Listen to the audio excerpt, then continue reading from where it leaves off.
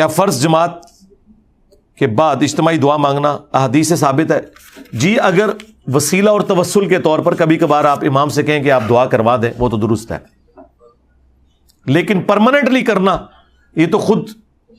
حنفی بھی مانتے ہیں کوئی ثابت نہیں، کہتے ہیں علماء نے جاری کیا ہے امت سے دعا اٹھنا چاہے،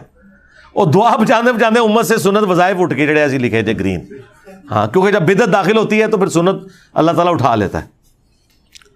اگر ہر فرقہ کے امام کی امامت میں نماز ہو جاتی ہے تو قبر کو سجدہ کرنے اور ان سے مانگنے والے کے پیچھے کیسے نماز ہوگی جو شرک کرتا ہے؟ جی کلمہ گو مشرک اور کافر مشرک میں فرق ہے۔ اگر آپ سمجھتے ہیں کسی کے پیچھے نماز نہیں ہوتی تو پہلے آپ اس کو کافر ڈکلیئر کریں، جڑیں بڑھو کافر کو، پھر اگلی کریں گے۔ اور اگر آپ کہتے نہیں ہے مسلمان ہے تو اپنی ساری کمزوریوں کے باوجود اس کے پیچھے نماز ہوگی، ایک پوری ڈاکٹرن ہے۔